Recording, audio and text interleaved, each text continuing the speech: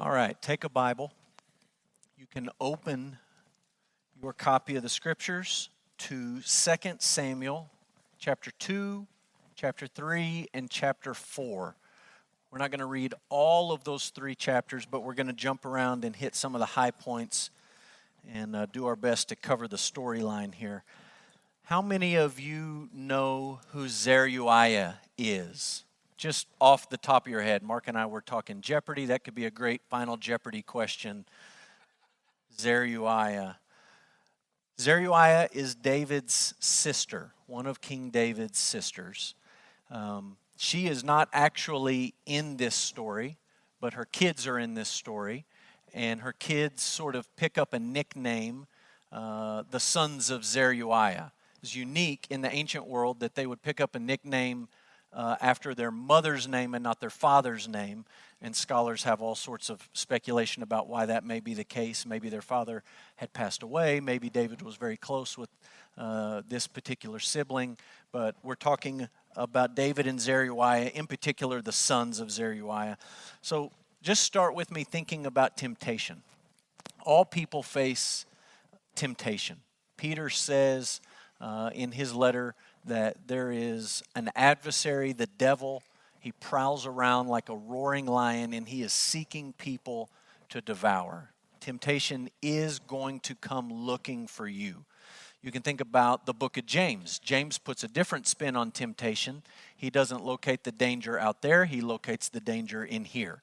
And he says we are all led away by our passions and our desires and our wicked, idolatrous lusts. That's the problem. Not so much out there, but in here. So between temptation coming to look for you out there and temptation originating within your heart, we're all going to face temptation. We face different temptations depending on your situation in life, depending on your age, depending on your circumstances.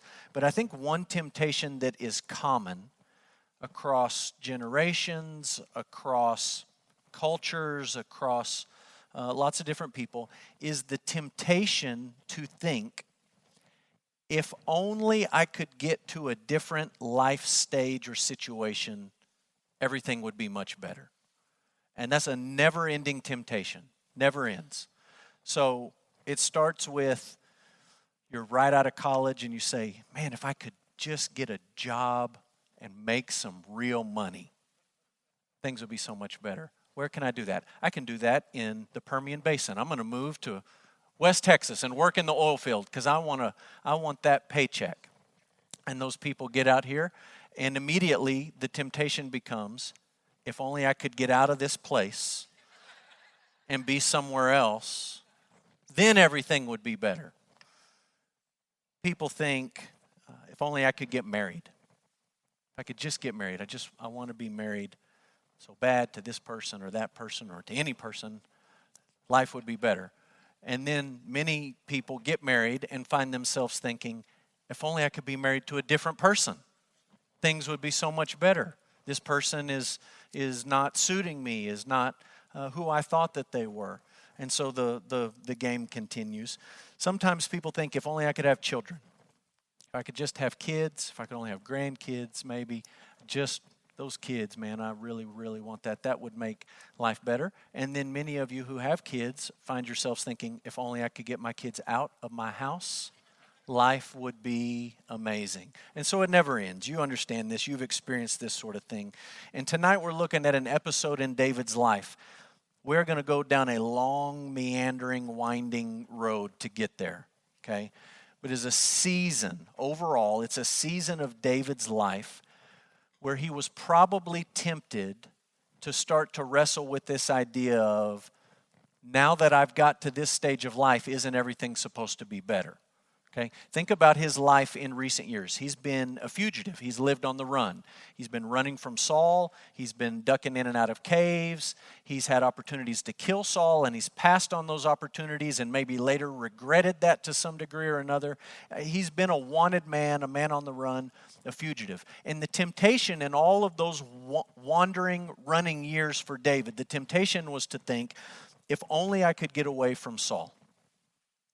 If only God would do something to get rid of Saul. If only Saul weren't the king. If only Saul would quit hunting me down, hunting for my life like I'm an animal, then life would be so much better. And look, in this story, all of those things come to fruition. Saul's gone. That thing that David has had in the back of his mind of, once this happens, I'll be able to take a breath and relax. He gets to that stage of life, and then he realizes Saul's not the only problem out there. There are other problems out there, and in this story, they're called the sons of Zeruiah. So here's a quote from Peterson that just sort of sets the stage. He says, here's the situation. Saul is dead. Jonathan is dead. David has lamented these deaths magnificently. And last week we talked about David lamenting. We're going to see more of that tonight. So he has lamented the deaths of Saul and Jonathan. In his lament, he's at his Davidic best. Believing and reverent, generous and passionate. He's also king. The long ago act of anointing by Samuel to the kingship is now out in the open. King Saul no longer obstructs the way. David, after a decade of being hunted down in the wilderness, living on the defensive, is now in a position of strength. He's 30 years old and the ruler. The tables have turned. He's no longer running, hiding, living by his wits. He's in charge. He's reached that stage of life he's been thinking about. If I could just get there. Now he's there. And now he realizes, I still have problems. So we're going to look at some of those problems in 2 Samuel 2, 3, and 4. And I want to preface it by saying this. The things we're about to talk about feel very much to me like a Maury Povich, Jerry Springer episode. I mean, it's crazy. And I don't know that I remember teaching on a passage of Scripture that has so many characters that we are unfamiliar with. I found myself studying these chapters this week, and I had to stop. And I say, wait a minute. Who is this person again? Who is this? Even today, as I was going through my notes and looking at things, I thought, you got the wrong name here. You got this guy's name, and it's supposed to be this guy, and you got to get them turned around. So I'm giving you two disclaimers. One, there's a lot of names, and at some point, I'm going to say one of them wrong. So give me a little grace in that. There's a lot of names. Secondly, I'm just warning you that these stories are strange. They're strange stories. David is really not at the center of any of the stories that we're about to talk about, but they all impact David, and that's where we're going to end up talking about. So here's how I want to start. As I was studying this, to get it all straight in my brain, I said, I need a list of who these people are so that I can be clear on the moving parts before I get into the story. I had a list on your notes. It took up way too much space, so I took it off, but I'm going to put it on the screens. Okay? If you want to jot down names on the side, you can jot down these names. I just want to sort of run through some of these personalities and try to get us all on the same page. Okay? Here we go. Character number 1, David. Starting easy, all right? He's the anointed king of Israel. He is the reigning king of Judah. The distinction is important at this point. He's been anointed to lead the whole nation. He's only leading Judah. His sister was Zeruiah. His nephews, Zeruiah's sons, were Joab, Abishai, and Asahel. Tracking with me? Okay, next character, Abner. Abner is the commander of Saul's army. I'm totally spoiling the plot line here, but that's intentional, okay? He kills Asahel, and he was killed by Joab and Abishai. Got it? Okay, next. Ishbosheth. That's a mouthful. Ishbosheth. He was the son of Saul who became king of Israel when Saul died. He was killed by Banah and Rechab, who were brothers. Okay, next. Joab. He's the commander of David's army. He's the son of Zeruiah, which means he's David's nephew, which means he's the brother of Abishai and Asahel. So you got these three brothers at the center of the story, Joab, Abishai, and Asahel. He assassinated Abner with his brother Abishai. Next, Abishai. This is a little redundant, but this is going to help you keep it straight. Son of Zeruiah, nephew of David, brother of Joab and Asahel, assassinates Abner with his brother Joab. The next brother is Asahel. He's the son of Zeruiah, nephew of David, brother of Joab and Abishai. He was killed by Abner. Next, Michal.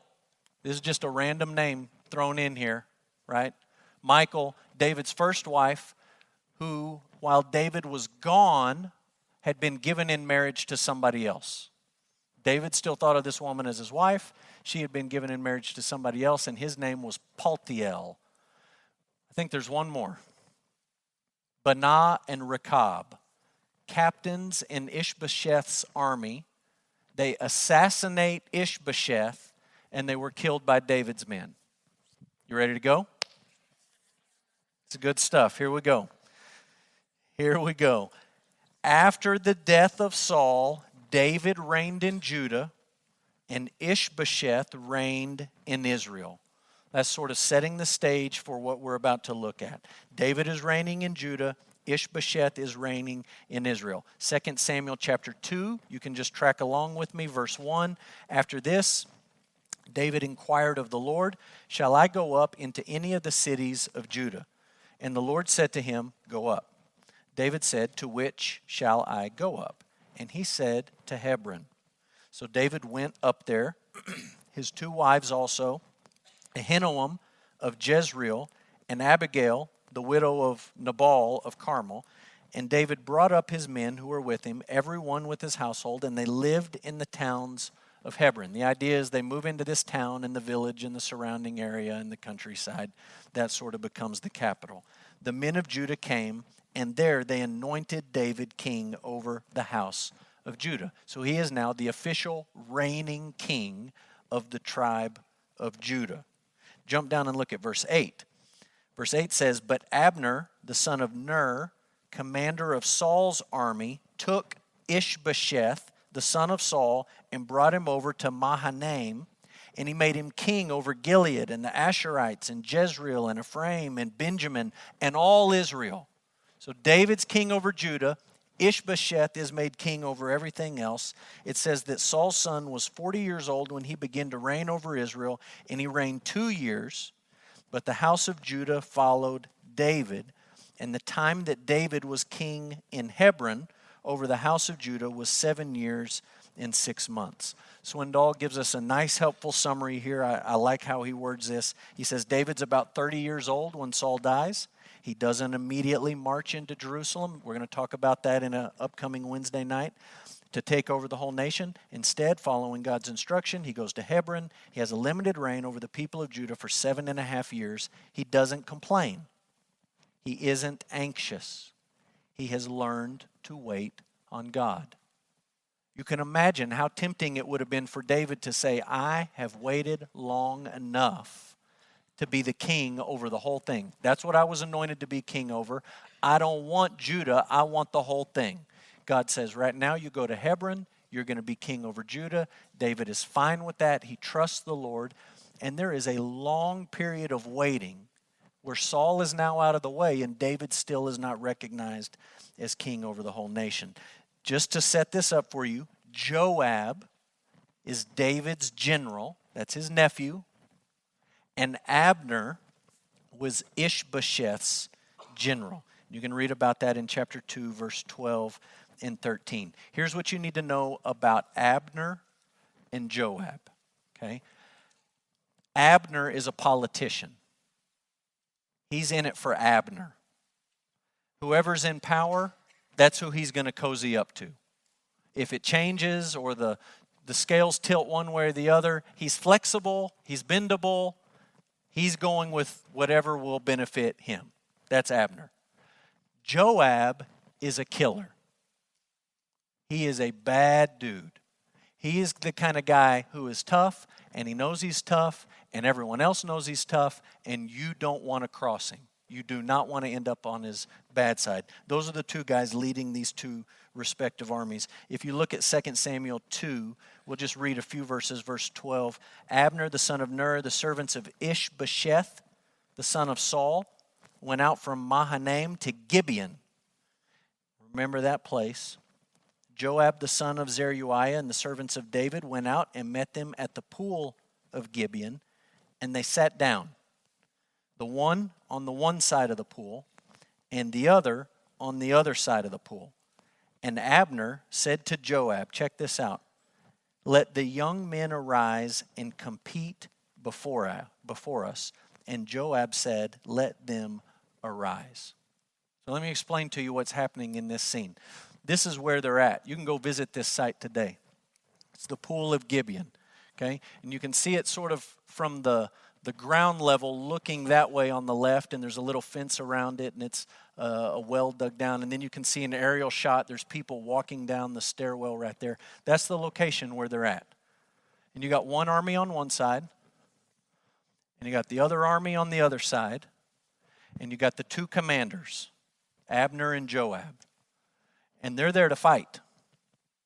But instead of just turning everyone loose, they look at each other and they say, let's have a little game.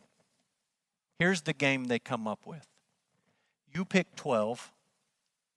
We'll pick 12. We'll make a little arena. We'll let the 12 fight, and let's see who wins. So that's what they do. Now I got to tell you, this is middle school boy heaven right here. This is the greatest. When I was in grade school and middle school, I loved professional wrestling. And my favorite professional wrestling event of the year was when they set up 2 rings with a cage over the top, and they picked teams, and they all got in there and just beat the snot out of each other. And when you're a grade school boy or a middle school boy, you think, this is fantastic. Nothing could make me happier than watching these guys just beat the snot out of each other, or so you thought. That's what was happening. So that's basically what's happening, except it's real life, okay? MMA is wildly popular in our culture. Just imagine an MMA pay-per-view, 12 on 12, no referee, last man standing wins. That's what we're doing. We're putting 12 in with 12, and we're turning them loose to see what happens. This is such a strange story. They turn them loose, they start to fight, they all kill each other. And you would love to know a little more detail, like, how did it happen with the last 2? You get down to 2 or 1 on 2, or how did they all die? But they all die in the fight. And when they all die in the fight, the whole thing turns into one massive fight. So here's how it shakes out. 12 on 12, they both die. Then all of the armies rush in and fight each other. Here's the casualties when it's all said and done. Judah loses 20. Israel loses 360. That is lopsided. You look at those numbers and you say, man, Judah really won a great victory. They came out ahead. Too bad for Israel. There's just one problem. One of the 20 was David's nephew. And there's a part in the battle where David's nephew Asahel is chasing Abner. And Abner turns around at some point and he takes his spear and he chunks it right through his heart. And he kills him. Asahel's brother Joab picks up the fight and he's chasing Abner, and they, in the midst of running from each other in the conflict, they have a little bit of reason to say, hey, let's just call this off. They call the whole thing off. Enough blood has been spilled. Everyone goes home. They bury their dead. They have funerals. Think about the number of funerals they had after this battle.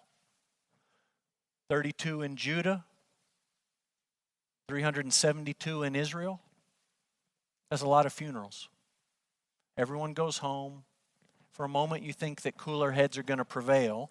But I told you, you do not want to be on Joab's bad side. Okay? So we'll just look at 2 Samuel chapter 3, verse 1, sort of a summary of how it all ended. There was a long war between the house of Saul and the house of David. David grew stronger and stronger, while the house of Saul, that's Ishbosheth, became weaker and weaker. Episode 2. Abner's loyalty moved to David. You remember I told you he was a politician. Moved to David when Ishbosheth questioned him about Rizpah. And I realize already, I laid for you I laid out all those characters. I'm already throwing names at you I didn't tell you about. I understand that. Here's what happens. Back in Israel, Ishbosheth is just like his dad. He's paranoid and suspicious of everybody. And Ishbosheth comes face to face with Abner, and he accuses Abner, his general, of sleeping with one of his father's concubines whose name was Rizpah. The text is really a little bit vague on whether it happened or didn't happen. Either way, Abner did not like the accusation. And when he's accused of doing this treasonous thing, right, trying to take essentially one of the queens, you might think of it in those terms, as his own wife, he basically says to Ishbosheth, the king in Israel, I'm switching sides, Bubba. If you're going to accuse me of that kind of nonsense, I'm throwing in with David, and I'm done with you. And you can look at what the text says in 2 Samuel chapter 3, verse 11. Ishbosheth could not answer Abner another word because he feared him.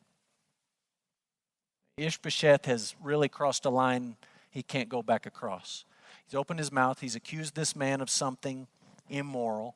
He takes offense in it. He bows up against Ishbosheth, and Ishbosheth is terrified to push back or to challenge him, so he just says absolutely nothing. So Abner has essentially switched sides when it comes to his loyalty. Next episode, David demands, remember David is getting stronger and stronger, House of Saul is getting weaker and weaker. David demands that Ishbosheth return Michal, his wife, and Abner uses the situation to make a covenant with David. David sends word to Israel and he says, hey, I want my wife back. Saul gave her to me first, then when I was on the run, he gave her to somebody else. I want her back as my wife. Ishbosheth says, Abner, would you please take her back? Do you remember what the problem was with Miss Michal? She got a husband, second husband, another husband, however you want to phrase it. She's married, and his name is Paltiel.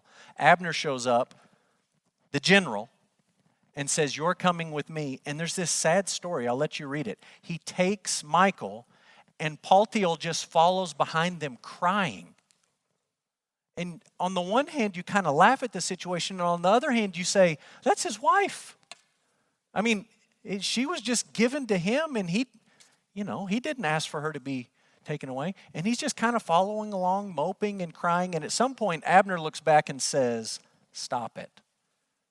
And you wish sometimes the Bible would include like the tone that they used. You know what I mean? Like, what kind of tone did you use? What was the volume level with that? The text says, 2 Samuel 3, verse 16, her husband went with her, weeping after her all the way to Bahurim. Then Abner said to him, go, return. And he returned. She comes back, and she's given back to David. While he's there, he takes the opportunity to make a covenant with David. Essentially, he's handing off this woman to David. Look down at verse 20. When Abner came with 20 men to David at Hebron, David made a feast for Abner and the men who were with him. Now, do you find that strange? I know we've talked about a lot of names, but Abner is the man who threw a spear through the heart of David's nephew. You tracking with the drama here? And he shows up now with David's first wife, and David throws a feast for him and all his men. Verse 21, Abner said to David, I will arise and go and will gather all Israel to my lord the king, that they may make a covenant with you, and that you may reign over all that your heart desires. So David sent Abner away, and he went in peace. This is the number 2 guy in all of Israel saying, I'm defecting from Ishbosheth, and I'm throwing in with you, and I'm going to get all the people of Israel to make you the king. I know that I murdered your nephew in battle or killed him in battle, but I'm in with you. I'm on your side. I don't want nothing to do with the house of Saul. David gives him a feast. They enter into this covenant, and he sends him away in peace. Next episode happens almost immediately. Joab and Abishai assassinate Abner. the brothers find out that their uncle, the king, allowed this enemy into Hebron, threw him a feast, made a covenant, sent him away in peace, and the brothers are still mad about Asahel, and they essentially come to David and say, that was your chance. You had him dead to rights. We want him dead. The blood of our brother is on his hands. And they're furious. And David says, no, I've sent him away. He's with us. And they leave and they say, we'll take matters into our own hands. And they assassinate him in the gates of the city. David responds with grief. There's a little bit of a twist here for Abner. And anger for the sons of Zeruiah. Just a strange situation. We'll just read a few verses here. 2 Samuel 3, starting in verse 26. When Joab came out from David's presence, he sent messengers after Abner. They brought him back from the cistern of Sirah. David did not know about it. When Abner returned to Hebron, Joab took him aside into the midst of the gate to speak with him privately, and there he struck him in the stomach so that he died for the blood of Asahel his brother. Afterward, when David heard of it, he said, I and my kingdom are forever guiltless before the Lord, for the blood of Abner, the son of Ner, may it fall on the head of Joab and upon all his father's house, and may the house of Joab never be without one who has a discharge, or is leprous, or holds a spindle, or falls by the sword, or lacks bread. So Joab and Abishai his brother killed Abner, because he had put their brother Asahel to death in the battle at Gibeon. And just look how David mourns and laments Abner. David said to Joab and all the people who were with him, and that verse is fascinating. He singles out Joab. And essentially he's telling Joab, you are going to participate in what's about to happen. Again, you'd like to hear the tone. But he says it to Joab and to all the people, tear your clothes, put on sackcloth, and mourn before Abner. And Joab is thinking, I just murdered that guy. And David says, you're going to lament him. Tear your clothes. Start crying. We're going to a funeral, and you're going. They buried Abner at Hebron. The king lifted up his voice and wept at the grave of Abner, and all the people wept. Everything we said about lament last week applies to this passage.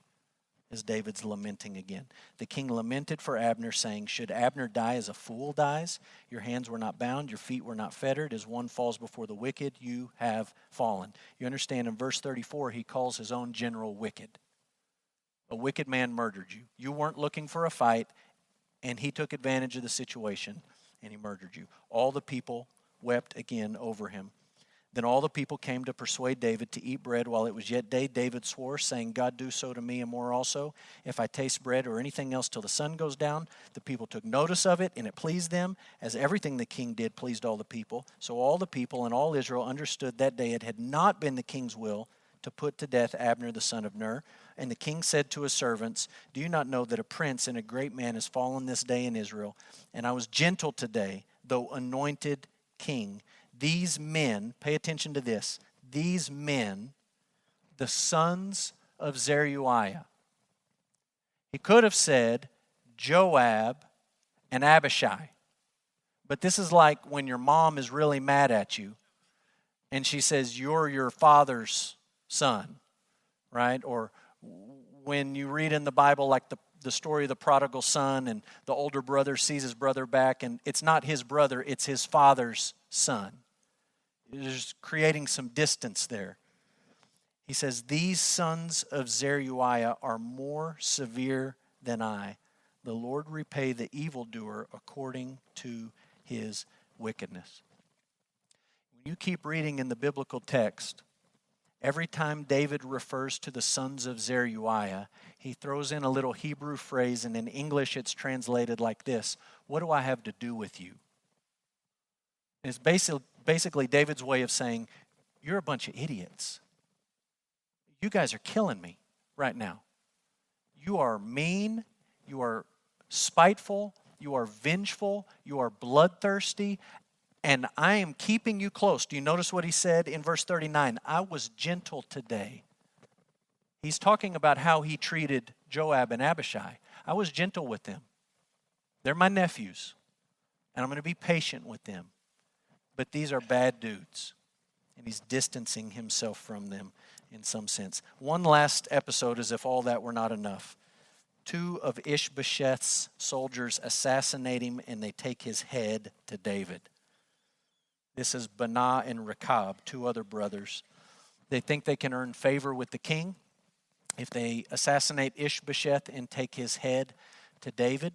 They walk in. I mean, you can imagine the scene. They walk in with his head.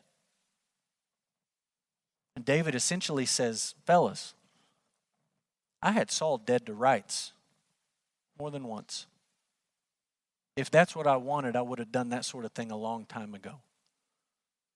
And he looks at his men and he tells his men to put these 2 men to death. And the men who deliver Ishbosheth's head end up dying in David's presence. You can read that story in chapter 4. Okay, now take a breath. That's weird, right? That's just strange stuff. In my personal Bible reading this morning, I was in the book of Leviticus. And I'll just be honest with you. When you get to Leviticus in your personal Bible reading, there's parts where you just say, this is tough sledding, man. Like, okay, they killed the animal. I get it. And you did it for this one, you did it for this one. Sometimes you read the Bible and you just think, why is that in there? You read these stories and you think, what does that have to do with God? I mean, tell me, what do I learn about God from those stories? On the surface of it, you look at it and you say, that's just a bunch of, it's Jerry Springer and Maury Povich. I read it, I feel like I need to go take a shower. It's a mess. Look what Peterson says. We read page after page of this kind of thing and we think, what is this doing in the Bible? I don't want to read about jerks like Abner and Joab. I get enough of their kind in the newspapers and on television. I want good news. I want the David story. I want to read about Jesus. What the Bible needs is a good editor. Why waste good gospel ink on Abner and Joab? Then he says this. This is the context in the company in which God chooses to work out our salvation. Abner and Joab are also in the story, and the sooner we get used to it, the better. The main thing I want you to see when you look at these stories and how they relate to David is, this ought to feel a lot like real life for us. This kind of mess. This kind of stuff that you just shake your head at and say, what in the world is happening?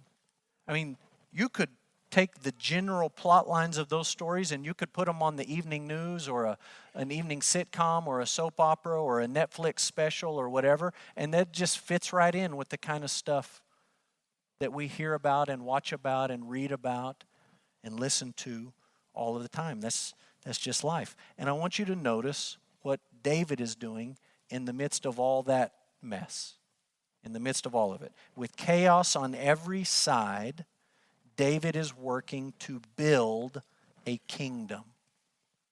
He's working to build a kingdom.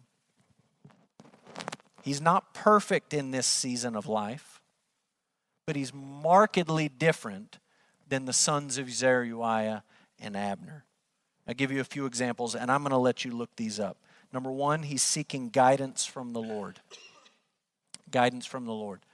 We've seen David in previous weeks go through long seasons of life where he's not praying, he's not talking to God, he's not asking God what to do. He's just on his own. He's trying to make it the best of it by his own wits and abilities. And in this story, we read it earlier in chapter 2, he says, God, what do I do? Tell me what to do. God tells him what to do, and it's probably not exactly what he wants to hear, and he does it, and he doesn't go any further. So he's seeking guidance from God. Second, he's being generous to his people. There were some men who went and rescued the body of Saul and Jonathan after they'd been mutilated. And David shows kindness to them. He shows generosity to those people. Thirdly, he's raising a family. You can read about that in chapter 3. Now I'm going to throw in the disclaimer that he's making a lot of mistakes at the family level. There are some marriage issues and some parenting issues that are just unexcusable. We shouldn't try to excuse them, but he is raising a family in the midst of all of this. Fourthly, he's making peace with his enemies. That's so different than everything else we just read about. Everyone else in this turmoil is just out for revenge and blood, and I owe you this, and I'm not going to get over that, and well, I remember what you did here. And David is making peace with his enemies. He's not looking to fight. He's not desiring to go out and kill more people just for the sake of killing them. He's making peace. He makes peace with Abner. Last, he's writing poetry and lamenting death. We talked about the importance of lament last week, so I won't rehash all of the things we said, but lamenting is important. It's important in the Old Testament. It's important today. This is just real life. David knows that he has a job to do, and he's trying to do it in the midst of all the chaos and turmoil that is just everyday life. One more quote. So many people quit reading the Bible or they repudiate it. They say things like this: I can't read the Bible, especially the Old Testament. Too much fighting, too much brutality. That's exactly why Christians do read it. We find God's purposes being worked out in the precise moral and political, social and cultural conditions that we wake up to each morning. It's a world of shabby morality, opportunist companions, religious violence, religious propaganda, and the many, many sons of Zeruiah that are too hard or too severe for us.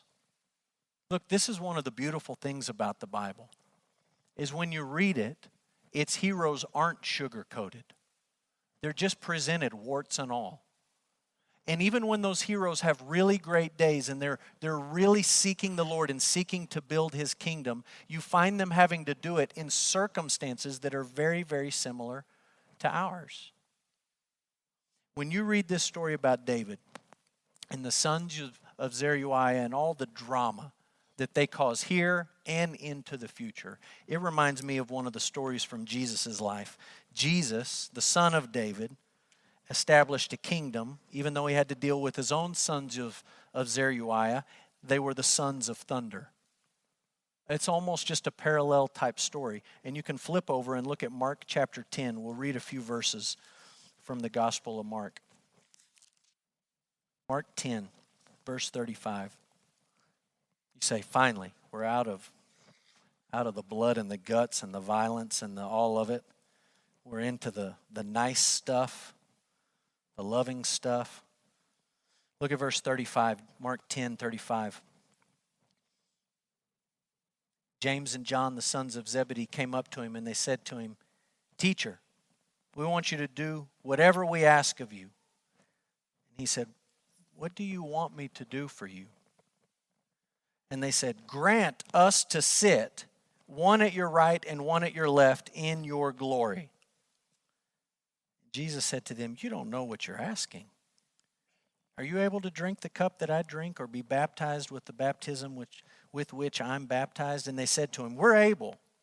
And Jesus said to them, the cup I drink you will drink, and with the baptism with which I'm baptized you will be baptized. But to sit at my right or my left is not mine to grant. It's for those for whom it has been prepared. And when the 10 heard it, they began to be indignant at James and John. And at that point you say, well, this sounds like Joab and Abner on repeat. I mean, these are the same guys who walked into a Samaritan village with Jesus, and they didn't listen to his preaching. And when they walked out of the Samaritan village, James and John looked at Jesus and said, do you want us to nuke them right now? You want us to call down Sodom and Gomorrah? Do you want us to drop the atom bomb on this city? We'll do it. Just say the word, Jesus. We'll do it. And Jesus says, fellas, you're too severe. And now they come to Jesus, and they really haven't learned a thing. And they say to Jesus, hey, Jesus, we want you to put us in seat 1A and 1B in heaven. We want the power. We want the glory. We want all of it to be centered on us. Right? These are guys who can't see the big picture because they're so focused on themselves and their own small, little, tiny, selfish, petty agendas. No different than the sons of Zeruiah. Look how Jesus responds to them. He called them to him, not just James and John, but the 10. James and John have their own issues. The 10 are mad because James and John beat them to the punch. Jesus says, you know that those who are considered rulers of the Gentiles lord it over them, and the great ones exercise authority over them. But it shall not be so among you. We're not going to be like all those other leaders. We're not going to be like all those people grasping for power. We're not going to be like all those other people who just do whatever it takes to get to the desired end. That's not how it's going to be. It shall not be so among you. Whoever would be great among you must be your servant. And whoever would be first among you must be slave of all. And look what he says in verse 45. Even the Son of Man came not to be served, but to serve and to give his life as a ransom for many. They want to blow up villages, and they want to argue about who gets the best seat in heaven. And Jesus just hits the timeout button and says, guys, that's not what I'm here to do. Jesus is essentially saying, I'm not here to destroy my enemies. I'm here to die for my enemies. I'm going to lay down my life as a ransom for those who are far from me, from those who are hostile to me. I'm not here to drop atom bombs. I'm here to die, to provide salvation. One last thought. This is throughout the Bible, this idea. Christians believe God is working in the world even when everything around us appears to be ran by sons of Zeruiah, or you could say sons of thunder. You see this theme repeated all the way through the scriptures. You see it in the book of Judges, where the people have come out of Egypt and they've taken the promised land. There's this new generation who doesn't fear the Lord, and everything just goes nuts in the book of Judges. And you read the book of Judges and you think, this is over. This story is done. These people are finished. And then you turn the page from Judges to Ruth and you realize, no, God's still at work. Right? The sons of Zeruiah are messing everything up, but God is at work behind the scenes in ways that you may not notice and may not initially see. You see the same thing during the exile, when the nation eventually gets kicked out of the promised land. Everyone thinks that's it. That's over. We had our land, we had our temple, it's gone, and the temple's flat. We're done. But even in that time, God's working through men like Daniel. He's working through people like Esther. The sons of Zeruiah are running the world. And God is still at work to bring about his purposes. You see it in this David story. Everyone in this kingdom is vying for power and control and murdering and cheating and lying and deceiving. It's chaos. And in the midst of it, God is using David to establish a kingdom. I think you experience this on a daily basis. I think you go to school, or you go to work, or you go to a family dinner, and you look around and you say, you people are crazy. I mean, you've lost your ever-loving mind. What in the world are you thinking? What is going on? There's nobody I go to school with who loves the Lord. There's nobody in my office building who fears God. There's nobody in my family who gives a flying flip about church or any of it. It's just all sons of Zeruiah. And you need to be reminded in the midst of that, God is at work. It may not be obviously apparent. The sons of Zeruiah may get all the headlines, but God is still at work. That's what we just read in Mark 10. You got Jesus, and you got a group of 10 nobodies with him. And the nobodies really don't have a clue what's even going on. And Jesus has made some waves in his area, but the world rulers aren't paying attention to Jesus. The sons of Zeruiah are running the show. It's all chaos, it's all corruption, it's all ugliness. God's at work. It's quiet, it's subdued, it's behind the scenes, it's not what you would expect, but God's at work. I think you see this in churches at some level. I think sometimes we come to church and you look around and you just say, well, we're a bunch of misfits at best on our best days. I mean, look at us. We just, it looks like a bunch of sons of Zeruiah. Everybody's grouchy this Sunday morning, or people in my Sunday school class won't study their lesson. And like, get with it, guys. Come on. And you just need to be reminded, and I need to be reminded in the midst of that, God's at work. You may not always see it. It may not always be front and center, but God's at work even when everything around us is run by the sons of Zeruiah. I think you certainly see this principle at play when you go home and you turn on the news. And I don't know what channel you turn on for the news, but it's all bad. It's bad from this perspective and that perspective, and it's just all bad. However you want to slice it, it's just bad. And you watch that and you say, what is happening in the world? I mean, what is going on? This is where we're at. Really debunks the theory of evolution that we're getting better and better and some sort of higher, more sophisticated. We're just degenerating on all levels. And you look at that and you say, it's just sons of Zeruiah. All the talking heads, all the people in power, all sons of Zeruiah. What a mess. And in the midst of that, you just got to stop and remind yourself, there is nothing new under the sun. That's how it felt in the book of Judges. That's how it felt when David was king. The great King David had to deal with the exact same thing. That's what it felt like in the exile. That's what it felt like when Jesus was walking around Palestine with his disciples. That's what it felt like in the early church when people were lying about offerings and dropping dead in the worship service. That's what it feels like today. And the hope of the Christian is not ever that we are going to get all the right people in all the right places of power and everything is just going to be perfect. The hope of the Christian is that God is working in the world even when everything else appears to be run by sons of Zeruiah. That's our hope.